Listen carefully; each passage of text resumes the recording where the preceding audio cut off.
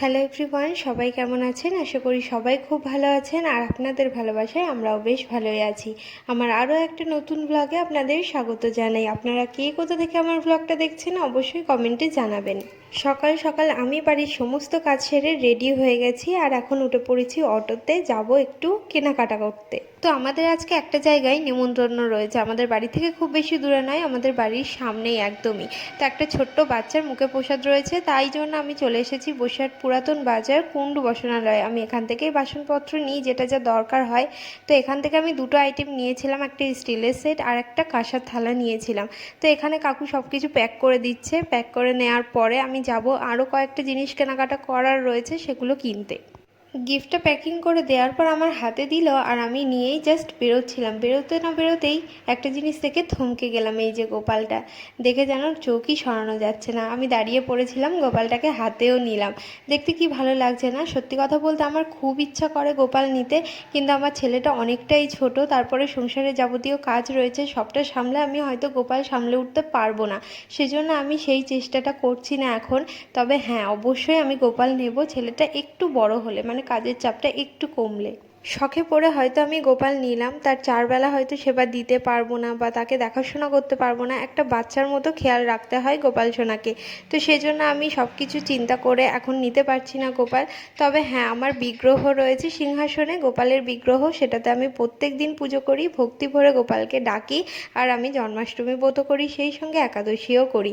তো গোপাল আর গোপালের দয়াতেই আমার ঘরে একটা ছোট্ট গোপালও এসেছে। তো যাই হোক, ওখান থেকে গিফটটা কিনে নেওয়ার পর আমি সোজা গিয়েছিলাম একটা স্টেশনারি দোকানে। সেখান থেকে আমি নিয়েছিলাম একটা সানস্ক্রিন, যা রোদ্দুর পড়ছে, ছেলেকে স্কুলে দিতে যেতে হয়, আনতে হয়, সেজন্য একটা সানস্ক্রিনের খুবই প্রয়োজন।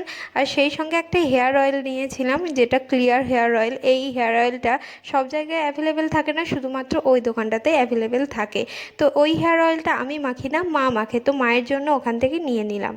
আর এখান থেকে বাড়ির জন্য কয়েকটা কাপ কিনে নিলাম। কাপগুলো দেখতে খুবই ভালো লাগছিল, সেই জন্য কয়েকটা নিয়ে নিলাম বাড়ির জন্য, রেগুলার ইউজের জন্য। তো যাই হোক, সব কিছু কেনাকাটা আমার হয়ে গেছে আর এখন আমি দাঁড়িয়ে আছি টোটো ধরবো, সেজন্য টোটো ধরেই সোজা চলে যাব বাড়িতে। তো কেনাকাটা করার জন্য আমি যখন বাড়ি থেকে বেরোই তখন ঘড়িতে বাজে 1:30 মতো। তার আগে গিয়েছিলাম ছেলের স্কুলে, সেখান থেকে ছেলেকে নিয়ে বাড়িতে এসে ওকে স্নান করিয়ে আমার যাকে বলেছিলাম ওকে একটু খাইয়ে দিও, কেননা আমি কখন জিনিসপত্র কিনে কেটে আনবো, তারপরে নেমন্তন্ন বাড়িতে যাব, ততক্ষণে ওর প্রচণ্ড খিদে পেয়ে যাবে। কেননা স্কুলে কখন খেয়েছে তাও জানি না। স্কুল থেকে আসলে আগেই আমি ওকে স্নান করাই, তারপরে খেতে বসিয়ে দিই। তো যাই হোক, ফাইনালি আমি বাড়ি চলে এসেছি, ওকে রেডিও করে দিয়েছি আর এখন ওকে জুতোটাও পরিয়ে দিলাম। জুতোটা পরানো হয়ে গেলে সম্পূর্ণ কমপ্লিট। এবার আমরা বেরোবো। আমরা নেমন্তন্ন বাড়িতে যাব তিনজন, আমি, আমার জা আর আমার ছেলে। তো আমরা যখন বাড়ি থেকে বেরোচ্ছি তখন ঘড়িতে বাজে পুরো 2:30।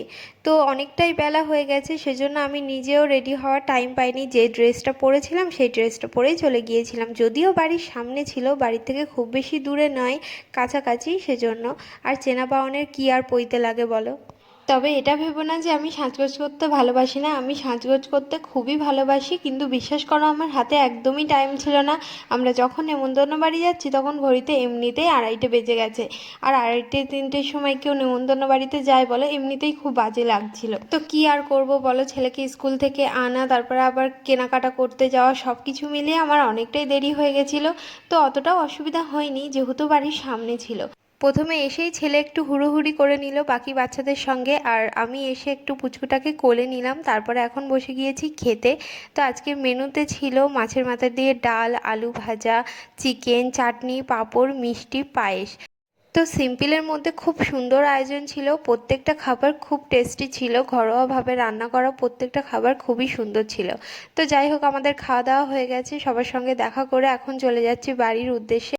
তো নেমন্তন্ন বাড়ি থেকে রাস্তাটা পার হলেই শুধু আমাদের বাড়ি। তো সামনাসামনি একদম বাড়ি। তো ছেলে আগে যাচ্ছে, পেছনে আমরা আসছি।